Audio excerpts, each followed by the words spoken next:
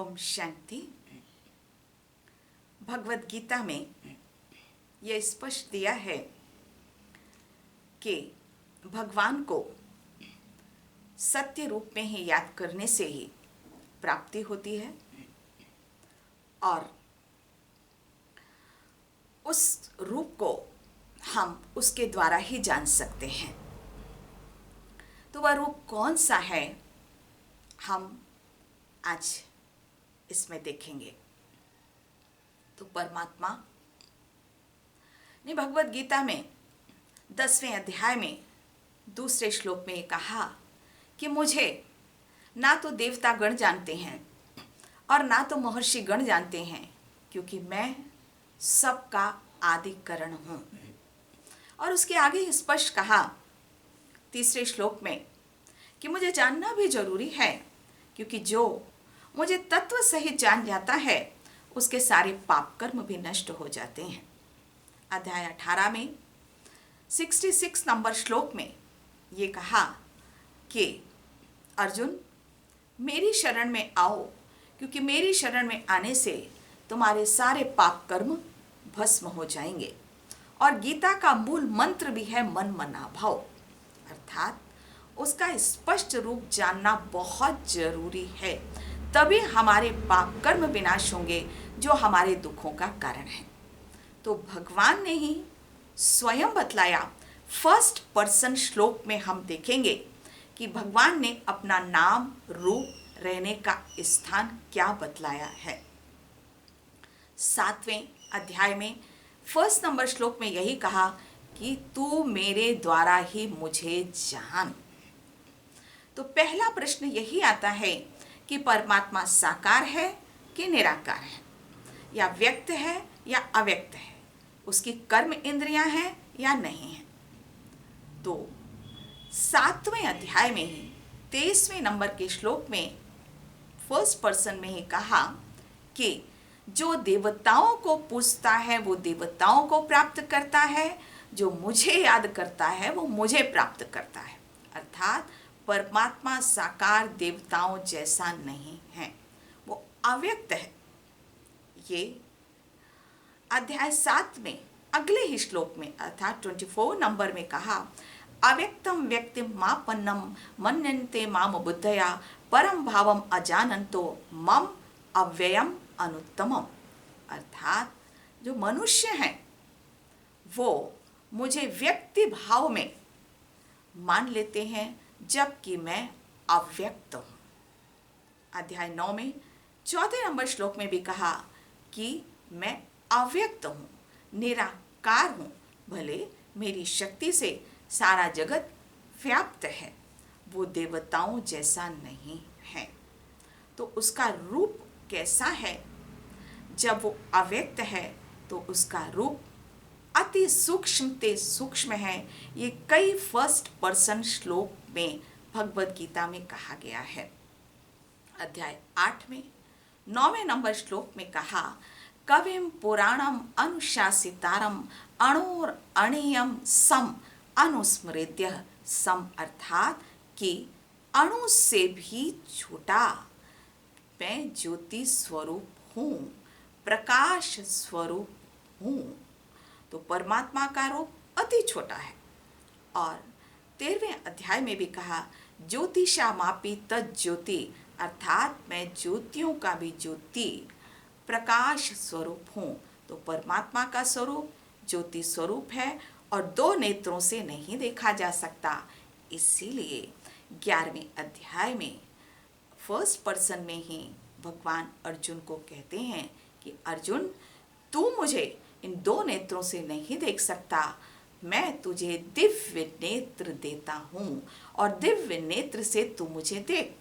तो अर्जुन ने जो साक्षात्कार किया वो तो विशाल रूप का वर्णन है, विराट रूप का वर्णन है। तो ये एक शक्ति का प्रतीक है कि परमात्मा रूप में तो बिंदु है लेकिन गुणों में सिंधु है। तो अगर किसी की विशालता का वर्णन चित्र के रूप में किया जाए तो उसको विराट रूप में ही किया जाएगा। तो इसलिए अर्जुन ने कहा कि हजारों सूर्यों से तेज मुझे आप नजर आ रहे हो, तो परमात्मा की शक्ति हजारों सूर्यों से तेज की तुलना की हुई है, लेकिन उसका रूप तो ज्योति बिंदु है।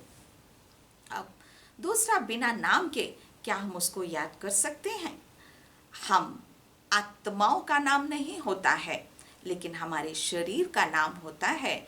लेकिन परमात्मा चूंकि अशरीरी है, तो परमात्मा का ही नाम होता है, और जो भी नाम है वो कर्तव्यवाचक हैं, वो गीता में ही वर्णित हैं। जैसे कि लोक सर्वलोक महेश्वर और सुहृद अर्थात के सभी का कल्याण करने वाला ओंकार, तत्, सत, परमात्मा, पुरुषोत्तम, परमेश्वर, ये ईश्वर, ये परमात्मा ने अपने नाम गीता में बतलाए हैं। थर्ड पर्सन अर्थात अर्जुन भी जब भगवान को संबोधन करता है तो गुणवाचक नाम से ही करता है। कृष्ण, सबसे ज्यादा कृष्ण शब्द का प्रयोग थर्ड पर्सन में किया है। भगवान ने कभी स्वयं ये नहीं कहा कि मैं कृष्ण हूँ, साकार हूँ। तो कृष्ण का अर्थ ही होता है सभी को आकर्षित करने वाला, अर्थात कि गुणवाचक नाम। केशव, ब्रह्मा विष्णु शंकर का भी रचयिता। मधुसूदन, जो सभी आसुरी वृत्तियों का विनाश करता हो। आद्य, जो सभी का आदिकरण हो। अच्युत, अर्थात जो स्थिर है, जो अपनी अवस्था से कभी नीचे नहीं गिरता। हम आत्माएं सतो रजो तमो में आती हैं, लेकिन परमात्मा इसमें कभी भी नहीं आता है। अब ये तो परमात्मा के कर्तव्यवाचक नाम हैं, वो बीज रूप है, तो उसको शिव भी कह सकते हैं। तो परमात्मा का नाम विश्व कल्याणकारी है, उसे शिव है, अर्थात उसका शव या शरीर नहीं है, अशरीरी है। तो ये तो उसका कर्तव्यवाचक नाम। अब वो रहने का स्थान क्या है? तो रहने का स्थान वो सारे जगत में, सब जगह कण कण में व्याप्त नहीं है, वह परम धाम का रहने वाला है। ये गीता में स्पष्ट दिया हुआ है। 15वें अध्याय में 6वें नंबर के श्लोक में दिया है, न तद भासते सूर्यो न शशांको न पावकः यद गत्वा न निवर्तन्ते। अर्थात जहाँ पर सूर्य चांद सितारों का प्रकाश भी नहीं पहुँच पाता, वो मेरा रहने का स्थान है, जिसे कि परम धाम कहा जाता है। और यही परम धाम की चर्चा 8वें अध्याय में 21वें नंबर के श्लोक में की हुई है कि मैं परम धाम का रहने वाला हूँ, मैं यहाँ कण कण में नहीं रहता। तो बहुत सारे श्लोक इस बात का भी समर्थन करते हैं कि परमात्मा कण कण में नहीं है।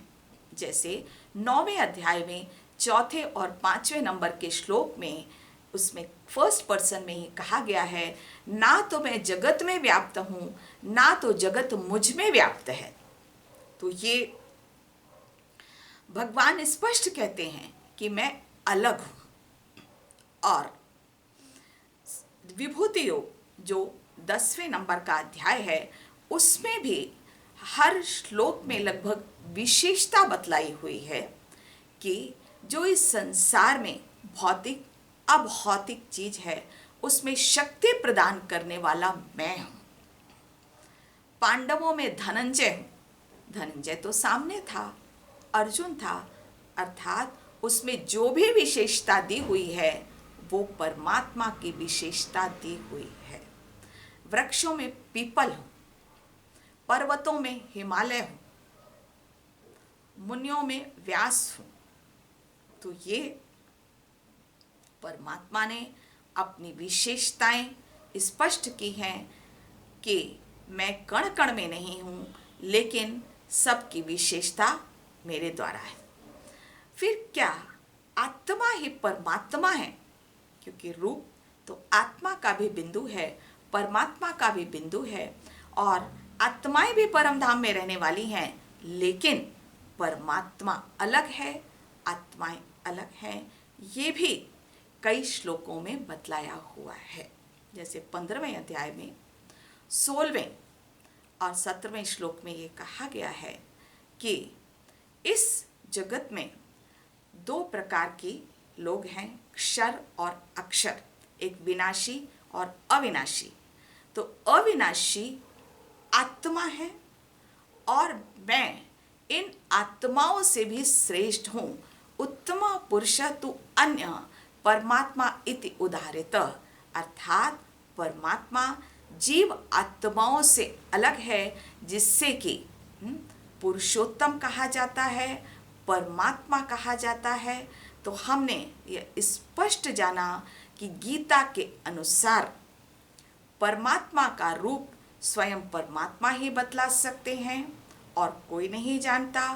उसका रूप ज्योति बिंदु है और उसका नाम गुणवाचक है, वह कल्याणकारी है, विश्व कल्याणकारी है, सारे जगत का कल्याण करता है और वो रहने वाला परम धाम का है। इस जगत में कण कण में व्याप्त नहीं है। लेकिन कभी कभी लोग उसको एक दो अध्याय में जो श्लोक दिए हैं, जैसे कि 12वें अध्याय में कि वो साकार रूप में है, तो यह भी हमें स्पष्ट जानना पड़ेगा कि गीता में बहुत सारे लोग जो श्लोक हैं वो क्षेपक हैं, क्योंकि अनेक संप्रदाय वालों ने अपने अनुसार इस गीता की व्याख्या की है और सबसे ज़्यादा प्रभाव वैष्णव संप्रदाय का पड़ा हुआ है। तो वैष्णव संप्रदाय की ये गीता होने के कारण उसमें साकार रूप डाल दिया गया है, जबकि गीता सार्वभौमिक ग्रंथ है और यही एक शास्त्र है जिसमें एक परमात्मा के बारे में बतलाया हुआ है। इसीलिए सभी धर्म की आत्माएं इस गीता को रिस्पेक्ट भी करती